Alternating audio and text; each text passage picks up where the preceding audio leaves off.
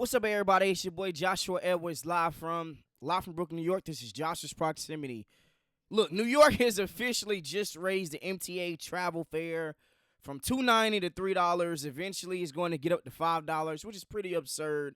But without further ado, let's go ahead and jump right into it. So, I'm going to get into football, but let's go ahead and talk about it. The baseball playoffs are currently underway. So, if you're looking at YouTube right now, if you see this screen, this is the playoff bracket for the 2025 MLB postseason. The Seattle Mariners have a first-round bye. The winner of that, the Detroit and Guardians, play them. Blue Jays, they have a bye as well. The winner between us, the Yankees, yes, even though I work for the Mets, I'm still a Yankee fan. Yankee versus Red Sox play the Blue Jays.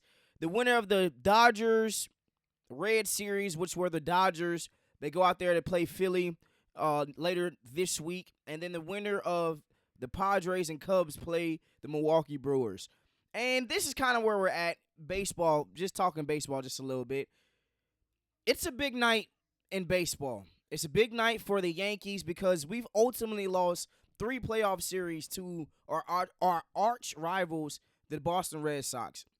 When you look at everything that has been led up to this process, when you had Juan Soto last year, you guys made it to the World Series. And now we're struggling in the wild card round where we might get eliminated tonight. That is a huge possibility. Max Fried was a dog in game 1. I think we should have let him just run a little bit more. Some bad manager skills out there for Aaron Boone. And then when you look at the Tigers. The Tigers were arguably the favorites to win the World Series. And then they had a terrible stretch, kind of like the Mets down the stretch, where they ended up becoming the last spot in the wild card, if I'm not mistaken. And it's just a lot of – they was the last spot in the wild card. You go from first to worst. Just a lot of bad baseball. Been playing with them. Hopefully they can get it together and end up beating the Guardians on today. I like the Guardians to win this game today. I like the Yankees, obviously, to win. And then I like the Padres to advance to play the Milwaukee Brewers. But I do just want to transition just a little bit. So we all know about my team. The Carolina Panthers last week got absolutely waxed by the New England Patriots. 42-13, something like that. And I'm starting to see a trend. You guys know how I feel about Bryce Young. But Dave Canales, I don't honestly, truthfully know if I can say he's a good coach right now.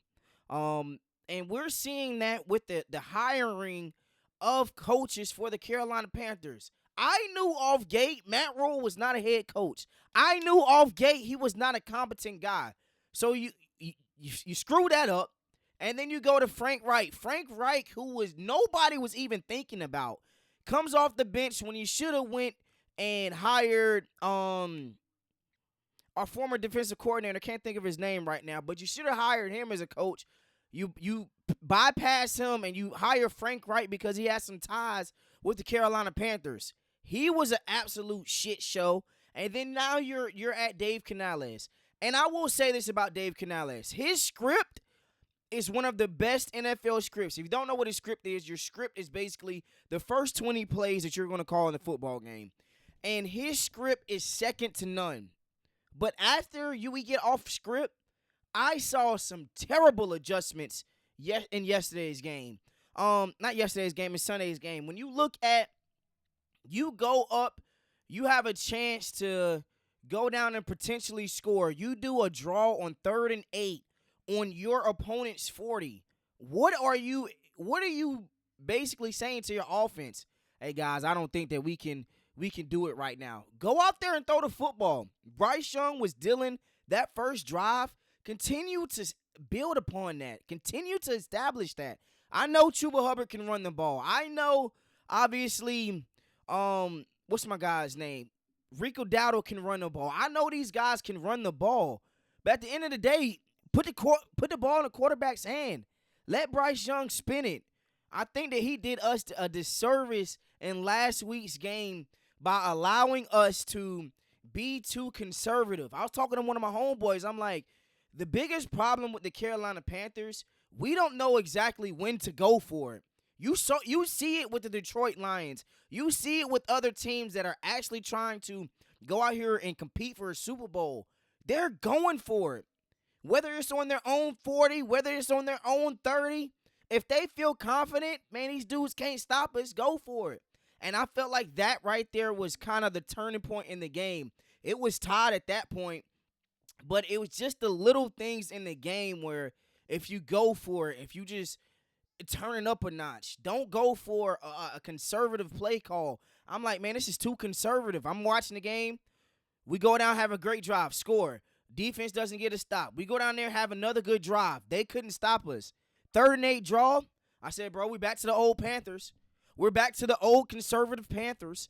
And that's my problem currently speaking with the Carolina Panthers. I think we got to go out there and go and seize the game.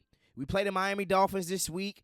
A very favorable matchup for us. There's not a situation why we shouldn't win this game, especially at home. Carolina Panthers versus the Miami Dolphins. In other news, you guys know how I feel about this guy right here on the screen, Shedeur Sanders and the Cleveland Browns. They officially have benched Joe Flacco, and they are moving on to Dylan Gabriel. And that is a plus for Shedeur Sanders because he's got to intensify. He's got to step up now. You guys know that Joe Flacco is a backup quarterback. Joe Flacco, the Baltimore Raven days are far and long gone. He's at a point where his career, he's probably going to retire next season. If Dylan Gabriel goes out there and messes up, Shedeur Sanders is going to be inserted into the lineup. I'm not out here rooting for the mess up of Dylan Gabriel, but I will say this. I am hoping that we get a chance to see exactly what Shedeur Sanders can do. I believe Dylan Gabriel is going to do pretty well. Isaiah Bond is into the lineup. Quinshon Judkins is looking like a stud. You're looking good on the tight end spots. I think this is a situation where we actually see Shedeur inserted rather earlier than expected. So, I love what he was doing with the whole mom thing when they was asking him questions about how do you feel about Joe Flacco being benched, and he was just blah blah blah blah blah blah. Wasn't saying words, but was just mouthing words. I love that whole situation. So I just continue just to root for Shedeur Sanders. Like I said, I'm not rooting on the downfall of Dylan Gabriel, but it's exciting to see how this is going to unfold. So now let's go ahead and transition to my top 10 for this week, okay? So coming in at number 10 is the Indianapolis Colts. Now, when you look at the Indianapolis Colts, what exactly happened last week? There was a situation where if we're being quite frankly, they should have beaten the Los Angeles Rams. They obviously can run the ball with Jonathan Taylor. We know what they are defensively, but they couldn't stop a nosebleed. Puka Nacua was eating. Devontae Adams was eating. Tutu Atwell ran free up the sideline to win the game. At number 10, the Indianapolis Colts. Coming in at number 9, the team that's playing tonight is the San Francisco 49ers. Now, they are missing a lot of pieces. Brock Purdy's hurt. We know about their receiving core is struggling. Christian McCaffrey is going to get a lot of catches tonight. George Kittle is obviously out as well on IR. But right now, they're still a top team. Defense is phenomenal. Fred Warner is out of this world. Number 9, the San Francisco 49ers. Coming in at number 8 is the Los Angeles Chargers. Now, when you look at the Los Angeles Chargers, they struggled against the New York Giants. They lost both tackles in the game. They weren't able to really run the ball like they really wanted to. I felt like there was times they could have got Keenan Allen more involved, and maybe I'm being a little biased. But coming in at number 8, Los Angeles Chargers. Number 7, the Tampa Bay Buccaneers. Yes, I understand that they lost. I understand that they lost to the reigning Super Bowl defending champions, Philadelphia Eagles. But they showed some fight. They're missing Mike Evans. Chris Godwin is still trying to get accustomed to the game speed after that terrible injury he suffered last year. At number 7, the Tampa Bay Buccaneers. Coming in at number 6 is the Green Bay Packers. Now, Green Bay is an interesting team. They ended up tying with the Dallas Cowboys, a game that I believe that they should have won.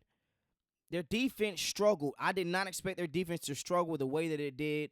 At number 6, the Green Bay Packers. Coming in at number 5 is the Seattle Seahawks, a team that can do it at every phase on the field. Defense is amazing. Sam Darnold is looking like a guy.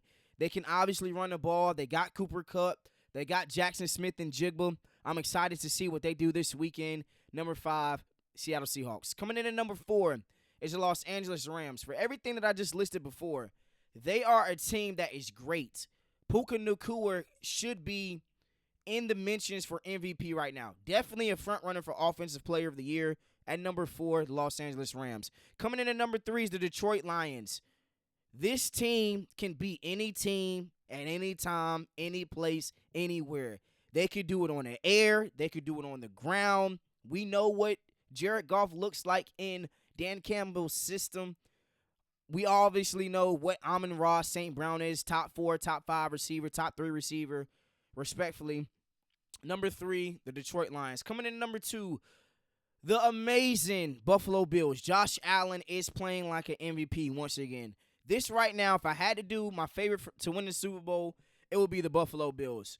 They need to do better defensively, especially if they want to continue to compete. At number 2, the Buffalo Bills. And at number 1, obviously, the Philadelphia Eagles. The Eagles are what they are. Super Bowl reigning champs. They need to get A.J. Brown involved. They got to do better in the running game. But at the end of the day, the Eagles are what the Eagles are. And so let's go ahead and do the game picks for this week. I got the Rams versus 49ers in L.A. Give me the Rams. Vikings versus Browns overseas. I like the Minnesota Vikings. They should have won last week, but I'm going Vikings. Cowboys versus Jets in New York. Give me the Cowboys. Giants versus Saints. In New Orleans. I'm going to go to Saints. Saints get their first win. Raiders versus Cowboys. Raiders versus Colts. Give me the Colts. Dolphins versus Panthers. Give me the Panthers in this matchup. Probably the best game in the 1 o'clock bracket. Broncos versus Eagles in Philly. Physical game. I think Saquon explodes this game. Give me the Eagles. Texans versus Ravens. Is Lamar playing? Is he not? I still think the Ravens have enough to beat the Texans. Give me the Ravens. Cardinals versus Titans. Give me the Cardinals. Bucks versus Seattle. Give me Seattle. Bengals versus Lions. Jake Browning stinks. Give me the Lions. Lions are going to beat the piss out of the Bengals. Commanders versus Chargers. Give me the Commanders in this matchup. Bills versus Patriots. Sunday Night Football. Give me the Bills. And the Monday Night Football game. Chiefs versus Jags. Give me the Chiefs in that matchup. And once again, man, you guys know exactly what we do when we do Josh's Proximity. We out, baby.